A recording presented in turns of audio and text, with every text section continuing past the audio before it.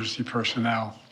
And the Coast Guard is leading the response to the port, where representatives from the Federal Highway Administration, the FBI, the Department of Transportation, the Army Corps of Engineers, as well as Maryland officials and Baltimore Police and Fire, are all working together to coordinate an emergency response. Officials at the scene estimate 8 people were unaccounted for still. Not still, were unaccounted for. That number might change. 2 have been rescued, 1 without injury, 1 in critical condition. And the search and rescue operation is continuing for all those remaining as we speak. I spoke with Governor Muir this morning, as well as the Mayor of Baltimore, the county executive, both United States senators and the congressman. And my Secretary of Transportation is on the scene. I told them we're going to send all the federal resources they need as we respond to this emergency. And I mean all the federal resources. And we're going to rebuild that port together. Everything so far indicates that this was a terrible accident. At this time, we have no other indication, no other reason to believe there's any intentional act here. Personnel on board the ship were able to alert the Maryland Department of Transportation that they had lost control of their vessel, as you all know and reported. As a result, local authorities were able to close the bridge to traffic before the bridge was struck, which undoubtedly saved lives. Our prayers are with everyone involved in this terrible accident and all the families, especially those waiting for the news of their loved one right now. I know every minute in that circumstance feels like a lifetime. You just don't know. It's just terrible. We're incredibly grateful for the brave rescuers who immediately rushed to the scene, and to the people of Baltimore. I want to say we're with you. We're going to stay with you as long as it takes. And like the governor said, you're Maryland tough, you're Baltimore strong, and we're going to get through this together. And I promise we're not leaving. Here's what's happening now. The search and rescue operation is our top priority. Ship traffic in the Port of Baltimore has been suspended until further notice, and we'll need to clear that channel before the ship traffic can resume. The Army Corps of Engineers is on the spot and is going to help lead this effort to clear the channel. The Port of Baltimore is one of the nation's largest shipping hubs, and I've been there a number of times as a senator and as a vice president. It handles a record amount of cargo last year. It's also the top port in America for both imports and exports of automobiles and light trucks. Around 850,000 vehicles go through that port every single year, and we're going to get it up and running again as soon as possible. 15,000 jobs depend on that port, and we're going to do everything we can to protect those jobs and help those workers. The bridge is also critical for travel, not just for Baltimore, but for the Northeast Corridor. Over 30,000 vehicles cross the Francis Scott Key Bridge on a daily basis. It's virtually, it's one of the most important elements for the economy in the Northeast and the quality of life. My transportation secretary is there now. As I told Governor Muir, I've directed my team to move heaven and earth to reopen the port and rebuild the bridge as soon as humanly possible. And we're going to work hand in hand with the support of Maryland to support Maryland whatever they ask for. We're going to work with our partners in Congress to make sure the state gets the support it needs. It's my intention that the federal government will pay for the entire cost of reconstructing that bridge, and I expect the Congress to support my effort. This is going to take some time. The people of Baltimore can count on us, though, to stick with them at every step of the way until the port is reopened and the bridge is rebuilt. You know, we're not leaving until this job gets done. Not leaving until then. So I just want to say God bless everybody who got everyone harmed this morning and their families. And may God bless the first responders, many of whom risking their lives. And the reason I'm not going to take a lot of questions, there's remaining issues that are open that we got to determine what's going to happen in terms of the rescue mission and the like, but Do you plan to go to Baltimore, sir? And if so, how quickly? I do, and as quickly as I can. You said the federal government's also going to pay for the repairs. I'm just curious, this was a ship that appears to be at fault. Is there any reason to believe that the company behind the ship should be held responsible? And then also, you mentioned... That could be, but we're not going to wait for that to happen. We're going to pay for it to get the bridge rebuilt and opened. What did you make of Israel's decision not to attend this meeting this week?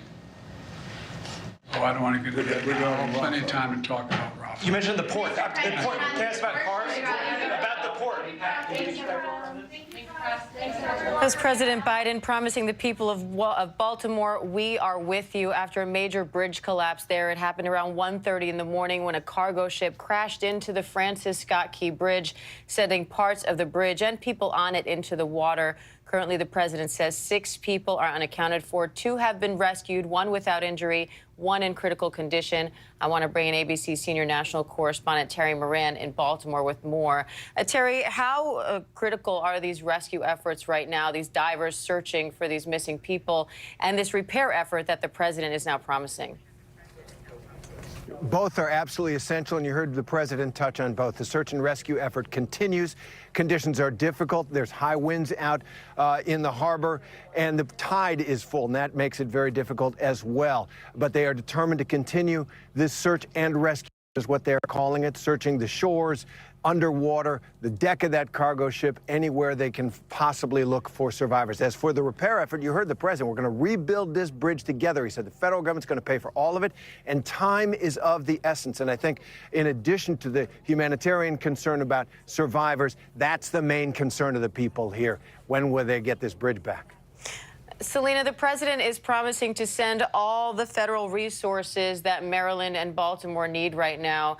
And he says that, as Terry pointed out, that the federal government, his intention is to have the federal government pay for all the repairs here. Could he face challenges in Congress with that? Well, you heard the president say there he expects Congress to fully back him for this all-hands-on-deck effort. He was really emphasizing during this speech that he's going to deploy all the power he can, all the federal resources he can, reiterating that he's been in touch with the governor, the mayor, other local officials to do this. His message to the people of Maryland is to stick with him. He also extended his condolences to the families of those who still remain missing. But you've touched on this earlier. It's not just the human tragedy that the president is aware of. He talked about the economic implications here, the jobs that are on the line, the supply chain, the logistical challenges here. This will pose a challenge for this administration, especially in an election year. But the president's message is he's going to pay for it. He wants Congress to back him, and they're putting all the resources out there that they can. And he already has his transportation secretary on site. He also said at the end of his remarks that he does plan to travel to the collapse site as soon as he's able to. And Elizabeth Schelsey is also there in Baltimore. Elizabeth, the president says 15,000 jobs rely on this bridge. Over 30,000 vehicles cross the bridge every day, and that's not even looking at the larger shipping impact. Now he says he's instructed the transportation secretary to move heaven and earth in order to get this port clear and running and get this bridge rebuilt as soon as possible. Any sense of a timeline on that and how big this project will be? Well, Diane, we're talking about $80 billion of cargo that goes through this port every single year. And so that's why this effort to rebuild it is so paramount. But the port is saying that obviously right now there is no shipping going on.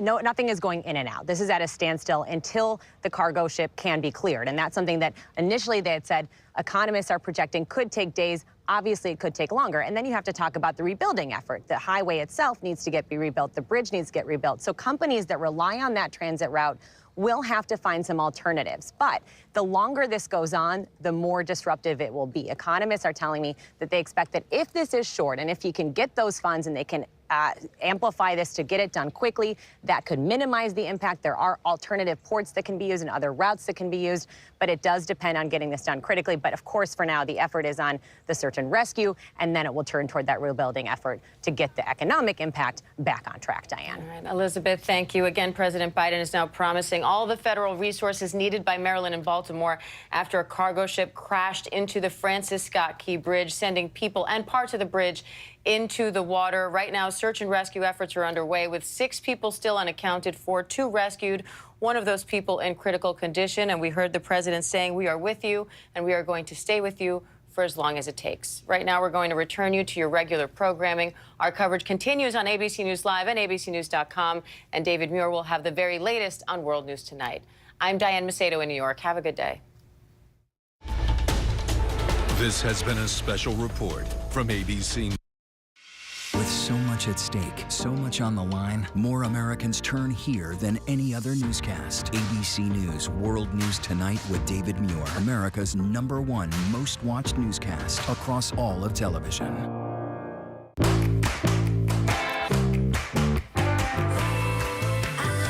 Give it to me. Come on, give it all. Give it to me. Hit me with them good vibes, pictures on my phone lights. Everything is so fine, little bit of sunshine. Some more, just a little bit. Breathing more, just a little bit. Smile a little more, and I'm into it. I've been running through the strange life, pictures on my phone lights. Everything is so fine, little bit of sunshine.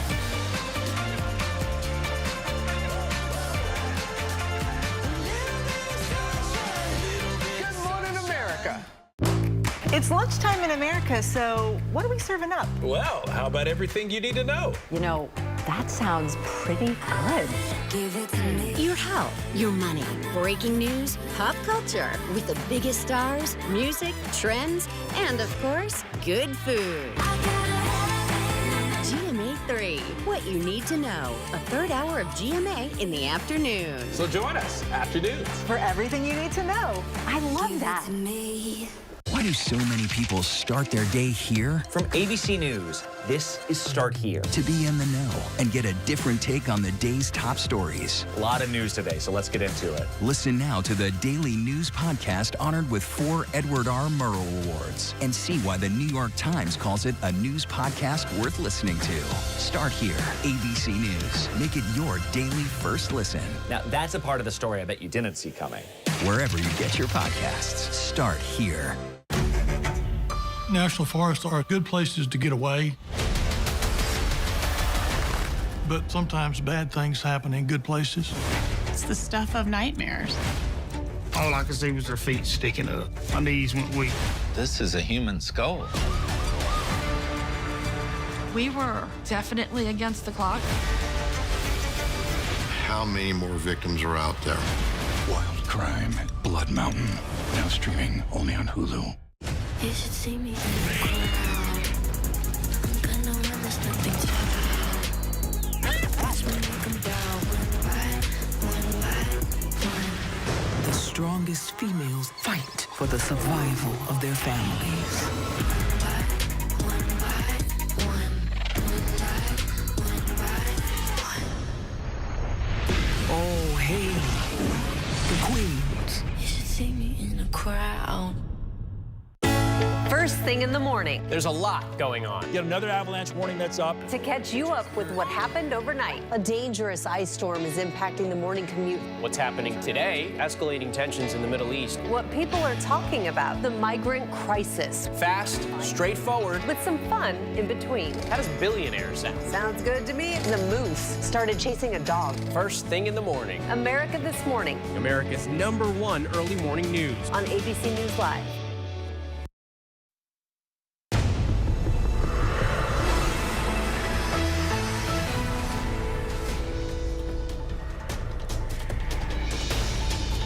Hi, everyone. I'm Terry Moran. Thanks for watching ABC News Live. I'm reporting here from Dundalk, Maryland, the scene of a major disaster in the United States here. The Francis Scott Key Bridge just behind me here has come down.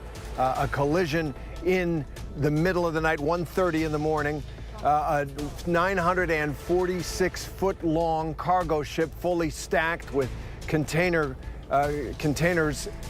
rammed into one of the 2 pillars on this bridge, bringing the entire bridge down, all the steel trusses coming down, the 3rd longest steel truss bridge in the world, and locking Boston Harbor in. There are 6 people still unaccounted for that we believe they went into the water. 2 have been rescued. President Biden spoke to the nation a little while ago, and he talked about one of those people is in critical condition. The other has been released. This has been a major disaster for Baltimore, for this entire region, and for the country as well. Baltimore, the 9th largest port in the United States, an enormous amount of cargo comes through this port, which is now closed. No ships going out, no ships coming in. In addition, this is a major artery for this region, for the city of Baltimore. Approximately 30,000 cars every day, cars and trucks every day, traveled on 695, which is what this bridge was part of, and that is now severed. And so traffic throughout this very busy region completely snarled. I want to bring in our Ike Ejachi, who is here reporting with us. And Ike, just bring us up to speed right now on what has happened and what the status of that crucial search and rescue operation is. That's right. Right now, we are in the middle of what you said is a crucial search mission right now. We have state, local, federal emergency crews right now scouring the air, the land, and of course the water, searching for any survivors from this horrific incident. And what we know right now is that there is a crew of workers on the bridge at the time of the collapse that is essentially at the center of this search mission right now.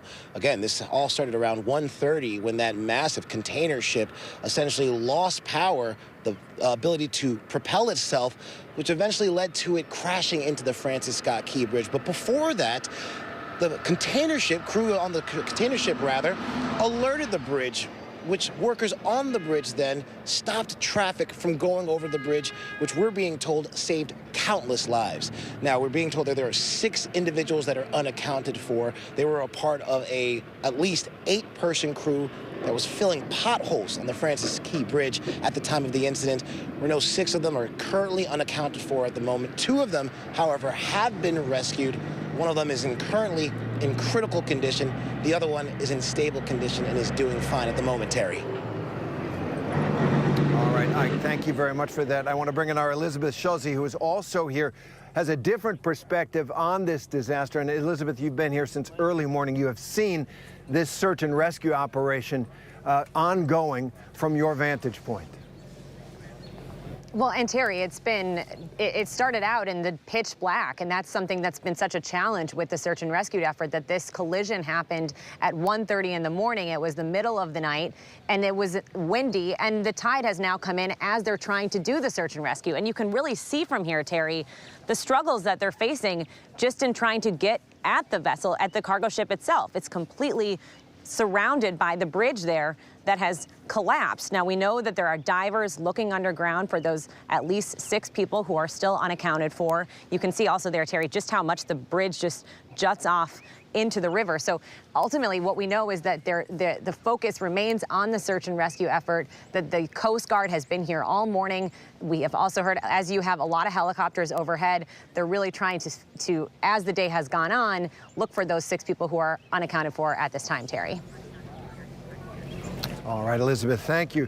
Just want to bring you up to speed on what President Biden had to say. President Biden first noted that he is very familiar with this part of the country. He has spent his entire life in this mid-Atlantic region. He's familiar with this bridge. He said that this search and rescue operation has saved lives. That remains the highest priority right now. And then he talked about rebuilding this massive structure, getting a new bridge built to restore this crucial artery for this region. That could take a while, but he said the federal government, he believes, should pay for all of it. He wants the government to pay for all of it. He believes the Congress will follow on with him in that effort. And going back to Ike Ejachi, Ike, take a look at that bridge. I mean, they have to dredge this channel. They got to clean up all of those steel trusses which are sticking up in a channel that's about 50 feet deep. That's not that deep for some of this traffic. It's going to be a major challenge. The effort of the year right now, Terry. I'm going to step aside so you can get a better look at exactly what you were describing right there. Take a look. You can see the Francis Scott Key Bridge there. The crest of the bridge has completely fallen into the Pawtucket River, as you can see right now. And that large container ship is still stuck in the middle of it, exactly where that collision happened late, or rather early this morning. Now, the reason why it's still there is because the debris is essentially encapsulating and encircling the entire trip. A lot of this is still actually on the front part of the ship, preventing it from moving anywhere.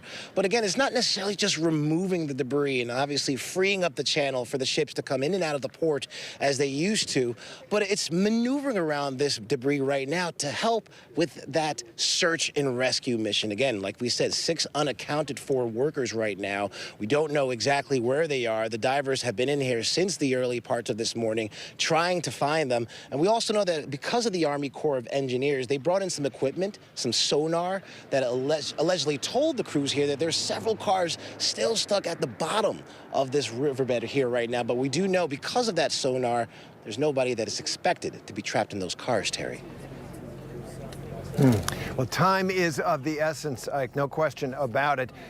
There are cold waters, strong currents, and they are working against the clock there. And I want to go now to our Sam Sweeney, who's our transportation reporter, on this crash. Sam, what do we know at this early hour about why this catastrophe happened? Well, Terry, the NTSB officials will be on the scene shortly, and what they're going to focus on is why this ship failed, why it lost power. Was there a fire on board? Was there a problem with the engine? What caused them to lose that propulsion?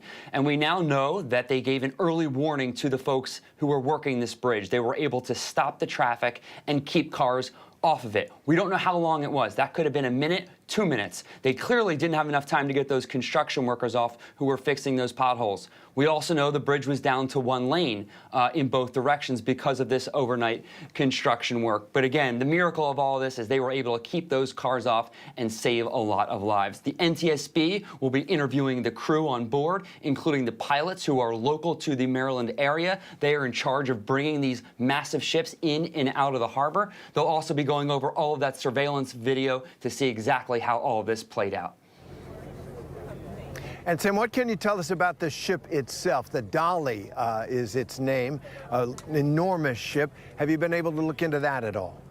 Yeah, the ship is an enormous one. It was carrying more than 4,000 containers. It can carry more than 10,000 of those containers, so roughly half full there. It was headed to Sri Lanka, Colombo, Sri Lanka, on a 27-day journey. It had just pulled out within the hour from Baltimore after arriving from New York on Saturday.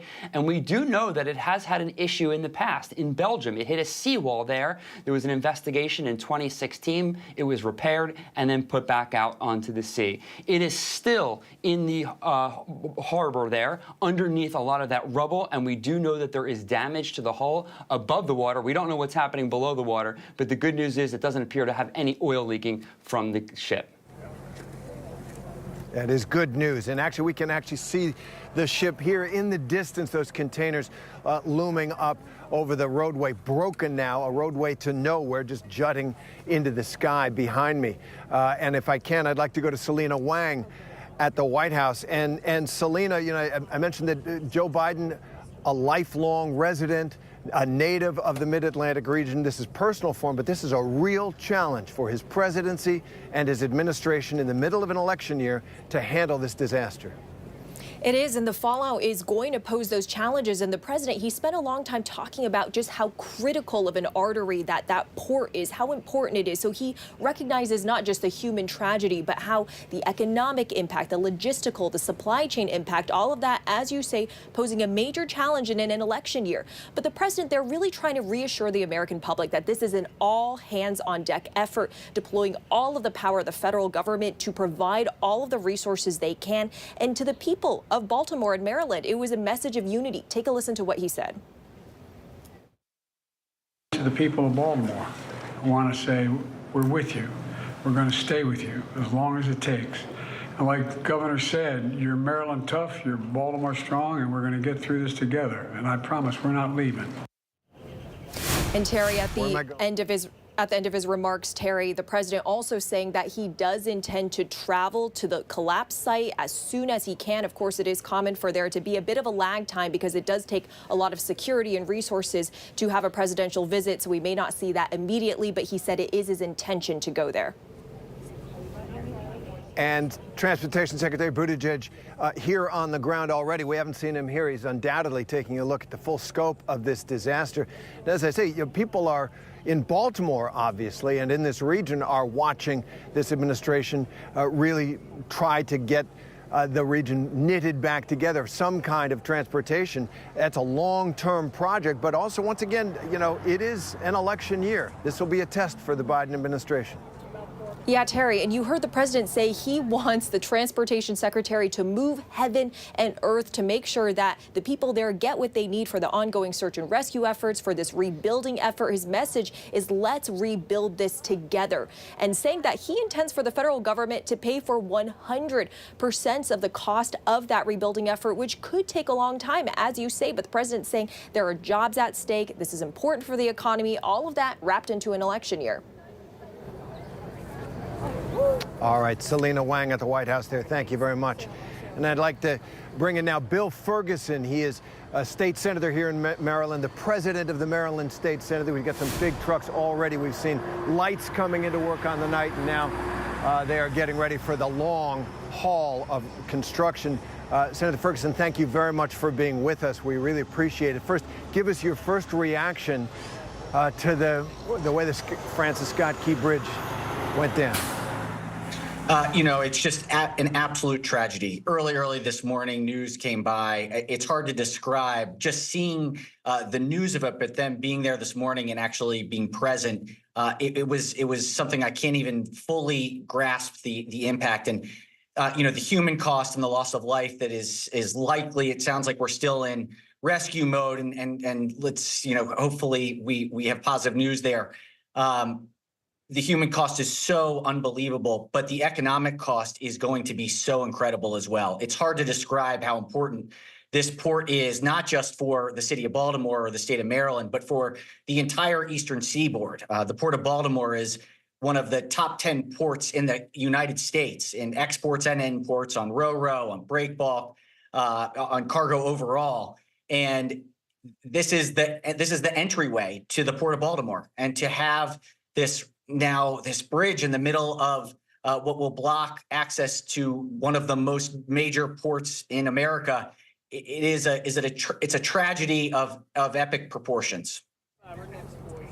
Yeah, it's almost hard to understand that the port is closed. Nothing's going in, nothing's going out for the foreseeable future. Now, Maryland Governor Wes Moore has declared a state of emergency, and following the collapse of this bridge, what will that state of emergency entail? What opportunities for addressing the situation does it give the government? What does that mean? Yeah, I mean, most importantly, I think it allows for government to work at light speed, to really move to do what is absolutely necessary and essential to, one, first deal with the rescue and recovery effort, two, to salvage and to get rid of all of the debris that will be, you know, it's just unbelievable at scales that's hard to even imagine. And then three, begin and expedite the process of reconstruction. It's essential that we rebuild this bridge and build it back better. We will. But what we also need to do is reopen this channel because the closure of the Port of Baltimore has such a human cost as well. The 20,000 people that rely on the port for everyday work, our truckers, our dock workers, our longshoremen. These are, you know, working Marylanders who their food is on the table because this port is open. And so we've got to find a way, once we've gotten through the recovery effort and the investigation is done, to act with all deliberate speed to make sure that we can reopen the Port of Baltimore as fast as humanly possible. Maryland State Senate President Bill Ferguson, we really thank you for that perspective, and we wish you and all the people of this state good luck. Thank you, Terry. Thank you. Well, we're going to take a break, and when we come back, the Supreme Court is considering the abortion drug mifepristone. We'll talk about the arguments in the court when we come back. Whenever news breaks, we are here in Israel, a nation at war after that brutal surprise attack by Hamas. On the ground in Ukraine, reporting from Lewiston, Maine. The scene of a horrific mass shooting. ABC News Live is right there everywhere. From the scene of that deadly missile strike in Dnipro, Ukraine. Reporting from the earthquake in Turkey. In Rolling Fork, this tornado tore through this little town. From the most devastating disaster in Hawaii. From Charleston, South Carolina, on the 2024 campaign trail. In Iceland, let's go.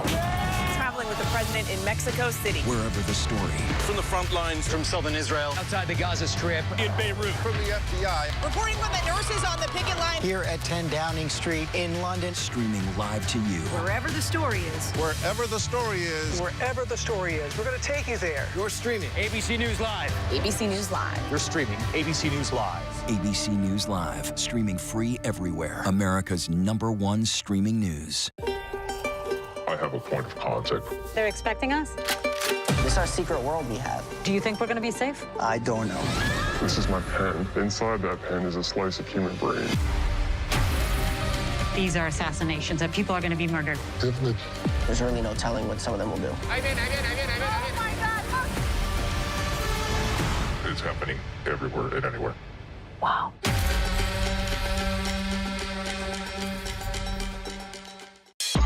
The internet can be a scary place. He had my name, my social security number, my address, and he named my husband and son. But what's happening now Why'd you decide to get married? I loved him. is just plain crazy scary. You just bold-faced lied to me and made up a whole story. Who did I marry? Is this person actually who they say they are? If you think you can't get played, just watch this. How I Got Played. This is Impact by Nightline, now streaming on Hulu.